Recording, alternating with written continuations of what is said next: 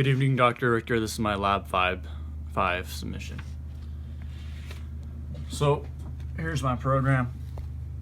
On our first rung, I called it enable control in the rung comment because our output is our bit for this program, and I'm using this bit as a control. And so that bit will be energized if the stop button is closed, if the open button is closed, and the counter is not done. And what that allows for is once the timer or the counter is done, the door will stop cycling. And then you can see I have here in this branch the same bit as the output, and that just makes it so the door is, or so the bit is latching, and so it stays on once it turns on. Rung 2 is controlling our motor output, and the motor will be energized if our limit switch 1 is closed, if our motor down is not on, if our first timer is not done, and if our control bit is on. And you can see the output here is our motor up. On our third rung, we have our first timer being turned on. Sorry about the typo there. You can see our timer here, T4 1, timer base 0.1, preset 100. This allows for a 10-second timer to be activated. This will be energized if our control bit is on, if our limit switch 1 is open, and if our second timer is not done. And then I made this timer latching.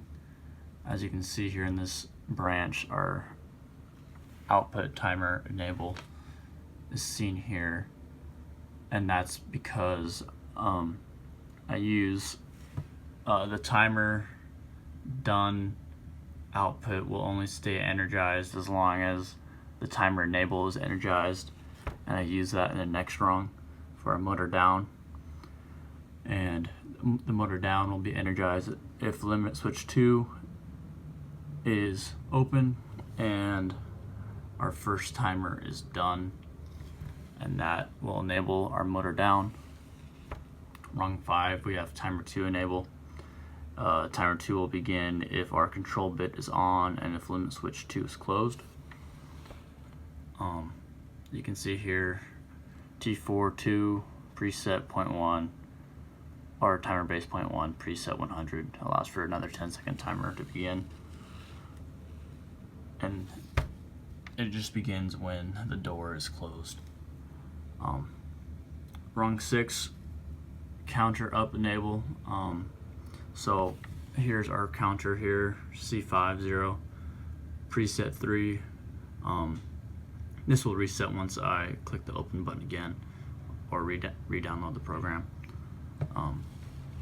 So basically a value of 1 gets added to the accum column, and that will happen if timer 1 is done and limit switch 2 is closed, and that happens once the door goes through one cycle of being open and then closing again.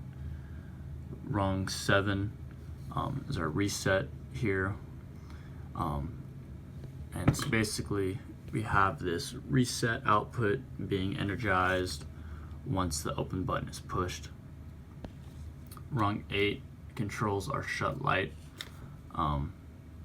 So if limit switch 2 is closed, then our shut light will turn on. Scroll down here. Rung 8 or rung 9, a jar light. If limit switch 1 is closed and limit switch 2 is open, then the jar light output will be energized. And then our open light rung on rung 10, if limit switch 1 is open, then our open light will be energized. And so before I run the program, I'm just going to go up to simulations reset, make sure the simulation's been reset, reset timers, and clear all data files. And then I'm gonna download the program once more. And we are going to open, gotta click turn on run. So once I click open, you can see the door turns out. Let me turn up the scans to halfway. Door will open. Now you can see the light switches to open and our first timer has begin counting. 10 seconds has been reached. The door begins to go down. Our second timer begins. And you can see here in the counter, we now have a value of 1. And then once that reaches 10 seconds, the door opens once more. And this process will repeat 2 more times. Another 10-second wait. Our timer 1 has begun. After 10 seconds, the door goes down.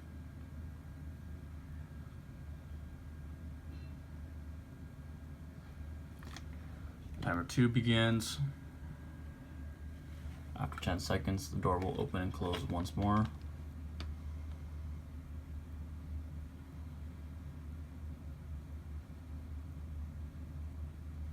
Another 10-second wait.